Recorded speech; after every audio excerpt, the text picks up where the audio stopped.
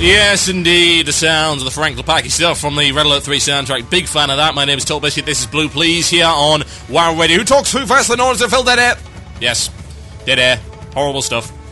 So I've been told. Anyway, apparently I'm also way too soapboxy, which is pretty hilarious. Like, there's this show called Blue Please. I wonder what it will entail. Oh Lord, he is having opinions, and they're relatively outspoken. 2 stars out of 5. Yes. Oh well, you can't fulfill everyone's expectations, and good laws, I never try. Okay, now, the last segment was relatively positive. This is probably going to be, and I'm going to put a warning out there, because you guys go, oh, he's so negative. I'm going to put a warning out. This section is going to be really negative. I'm putting that straight out there, so that none of you have to have any doubts whatsoever. At all. Okay? Got it? Got it into your heads? Good. Okay, let's do it. There is a leveling tax in this expansion. I really did drop in for that. There is a leveling tax.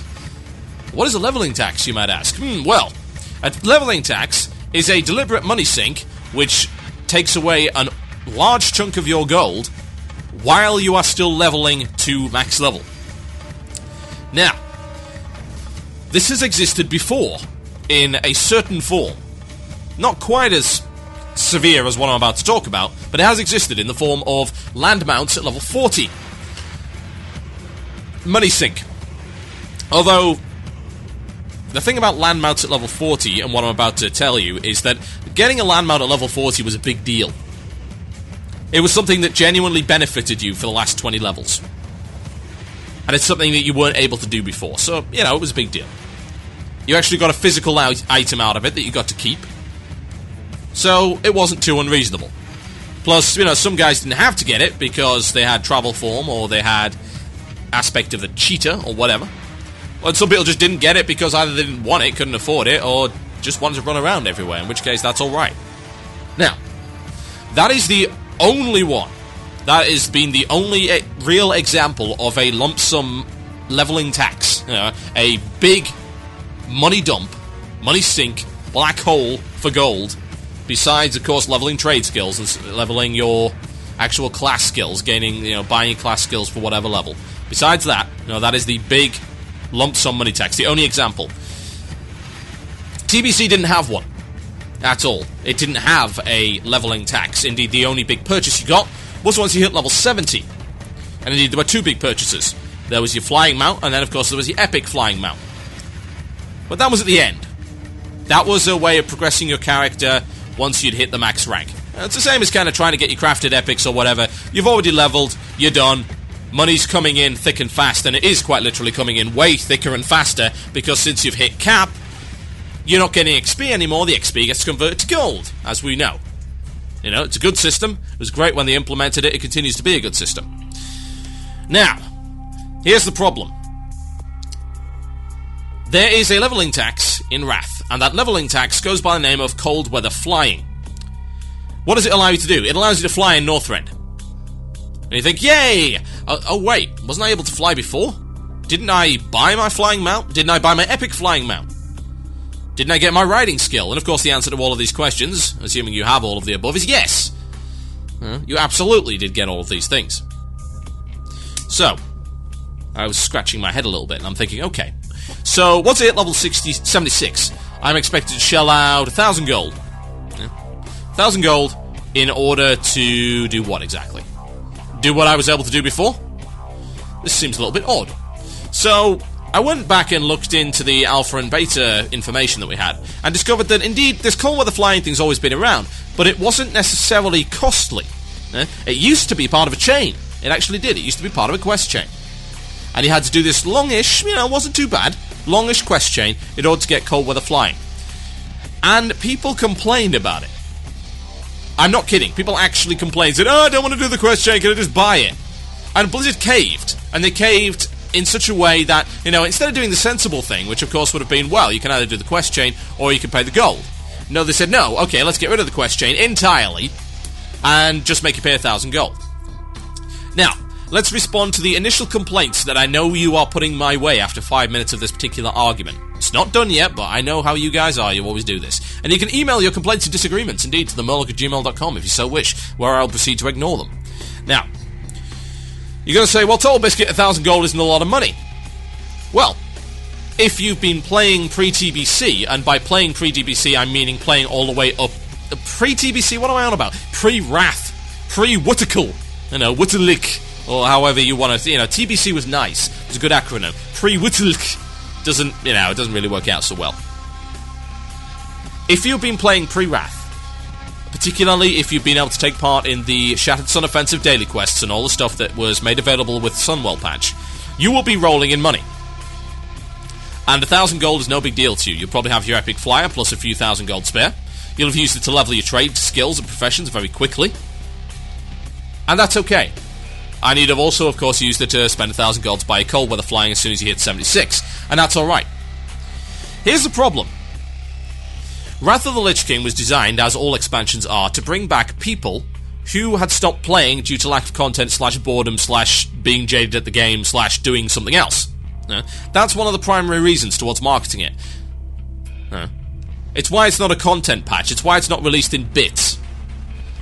It's a nice big lump sum that is well advertised, it is well promoted, it is on the store shelves, meaning that if someone walks into a game store, maybe 9 months ago they stopped playing WoW, they see the new expansions out on the shelf, they think, oh, interesting, they have a look at the box, they think, this interests me, maybe I want to go back, and of course they do, and they come back in, and it's good for Blizzard, because not only are they getting the lump sum, they are getting the $15 a month subscription fee as well, so it's good for Blizzard. That's why expansions work. That's why expansions exist in MMOs, and you're not just dribbling out content patches all the time. Every now and again, you need a big boost, promotion-wise as well as financially. So you release an expansion, you get it out on the shelves, you get it promoted, you get it reviewed, you get way more hype going than you ever would with a content patch, way more. It becomes more relevant, and indeed can sometimes attract new players because it's a renewed market presence. You see it on the shelves, you see it all over the place. Now,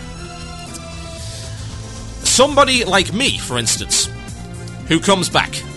I came back with my EU character. My EU character's been inactive for the past 9 or so months. That's a lot of time. That was before they brought in most of the really good dailies. There were some dailies, don't get me wrong. There were some dailies available. Some of the stuff in Blade's Edge. And I believe when I quit they just brought in the Netherwing stuff. So the dailies were there, but there weren't a lot of them. And I was doing them. And I was gaining maybe 50 gold a day, or whatever. The problem was, of course, while I was doing it, I was also raiding, so that was sucking up an awful lot of my time, as well as an awful lot of my money, farming mats. So, when I logged in on the Day of Wrath, and I logged in on the Day of Wrath, as we shall call it right now, I had in my pocket 68 gold. 68. It's not a lot of gold. At all. And I was indeed very fortunate to be lent a couple of hundred by a guildie and an old friend. The problem is, of course, that now I'm staring down the barrel of level 76, and I'm very close to it. And I'm staring down the barrel of 1,000 gold. How much do I have in my pocket right now? Right, let's look at the expenditure that I've had from level 70 to 76. The only things that I have bought a few glyphs, which were between 3 and 20 gold each. No biggie, yeah? I have bought some Frostweave cloth at 20 gold stack, and I bought maybe 10 stacks, so you can say that's 200 gold or so. And that's allowed me to get my tailoring up to 400, which is not entirely terrible, but it's not great, especially considering there's plenty of people flying around on magnificent flying carpets already. So, what's going to be happening? Well, maybe I'll have 1,000 gold by the time I hit 76, maybe I won't. But what Blizzard is expecting me as a returning player to do is to throw away all of the gold that I've just raised. Now, I imagine I could have raised more, but I'm an enchanter, so I DE all the greens. So I've only gained about 1,000 gold from selling the stuff that, wasn't worth DEing. Some stuff's not worth DEing. Some of the weapons will pull you in maybe 20, 25 gold, whereas the enchanting materials will only be worth 8 or 9. The wonderful world of enchanting. That's good. I could do an entire show on how much I hate this profession, but anyway, that's not really the point. So, I've got this money, and they're expecting me to throw it away. Well, you know what, Blizzard? No. Absolutely not. I'm not going to do that. Why am I not going to do that? Well, part of my leveling, and part of the thing which really gets me about expansions, so one of the things that I really enjoy is leveling my trade skills again. I've always been a big fan of it. So, to level my trade skills at a reasonably decent rate, I'm going to have to buy some mats. I'm going to have to buy some mats, and that's just going to be how it has to be. Because otherwise, I'm never going to get enough cloth. Even with the buff that you get, even with the benefit that you get as a tailor, you don't get enough cloth to level at all. By the time you hit 80, there's not even the merest possibility that you'd have hit 450, based on the stuff that you have seen. Or is it 475? I assume it's 450, whatever. There's not a chance, unless you have been farming Old Kingdom, which drops about 6 or 7 pieces of cloth on the occasional mob. Unless you have been farming that to Kingdom Come, there is not even the merest chance that you will be 450 in that profession. And I'll tell you for a fact, there's certainly not the merest chance you're going to be 450 in enchanting, because good lord, anyone who's been enchanting, they know exactly what is wrong with that profession. And no, the inscription thing did not fix it. Indeed, in some cases, it made it worse. But again, that's another topic for another time. So, I thought, okay, I'm not going to do that. Well, it turns out that that's not an option. Or, if it is an option, it's a very difficult one, because it turns out that you really need a flying mount in Storm Peaks and Ice Crown, the two level 78 to 80-ish areas. Which is interesting, because I don't remember that happening in TBC. I don't remember that happening in Old WoW at all, It's like, hey, you need a mount in order to do this stuff. I'll tell you what this is. This is the equivalent of going through the Dark Portal and then being told, I'm sorry, due to the gravity level in Outland, your mount is unable to walk. Indeed, it would be flattened to a pancake if you even tried, just like its wings would be frozen to ice and you'd fall down and break on the floor. In the case of Wrath, heavy gravity. So in order for you to ride in TBC, you have to wait till level 65, and then you have to get a skill, which you have to pay for, called Heavy Gravity Riding. And then that will allow you to do it. And you would have turned around and told me, what the heck? Why would you do that? If that happened, there would have been an absolute outcry. Without even the merest shred of doubt, there would be a huge outcry. It would have made no sense, it would have been stupid. And you know what? It would have been a tax. And it's a flat rate tax, and flat rate taxes are bad. 1,000 gold is no big deal to someone who has 10,000 gold. 1,000 gold is a very big deal to someone who starts level 70 at 68 gold. And what's his reason? The legitimate reason. He stopped playing 9 months ago. Pretty legitimate reason, and I think I'm not the only one. Wrath brought back loads of people who had stopped playing. Loads. And yes, some people kept playing, kept doing dailies on a daily basis, preparing for Wrath, but you know what? I play games to have fun. And I don't mind a little bit of farming, as long as it's part of a greater fun game experience. But the idea that we should have just been farming all the way up to Wrath is just insane. It's ridiculous. And indeed, it doesn't apply to a significant chunk of the population who have come back. So, it's a tax. It's in the way of people leveling up their professions, of buying items, of doing what they should be doing with their gold. They shouldn't be sinking it into something we could already do. We've already paid for riding. We've already paid for our mounts. Flying mounts, epic mounts, whatever. We've already paid for all of these things. Why should we have to pay again? And why penalise the people who are coming back for Wrath? Because surely those were the guys you were trying to get. I mean, who cares if somebody who's paying $15 a month is still paying $15 a month? They're probably going to do it anyway. Bring back someone who wasn't paying $15 a month. Now that's a real victory. That's an achievement.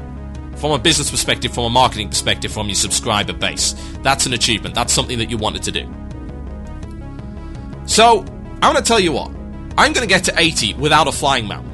I don't care how difficult it is. I don't care if I have to have a warlock summon me to every single thing that I need. I'm going to get to 80 without a flying mount. Just to prove that it can be done, and just to highlight how ridiculous this task is, and how ridiculous the people who convinced Blizzard to do it are, and how silly Blizzard are for listening to them. Good lord. Blinking stupid. I cannot imagine what they were thinking. My name is Total Biscuit.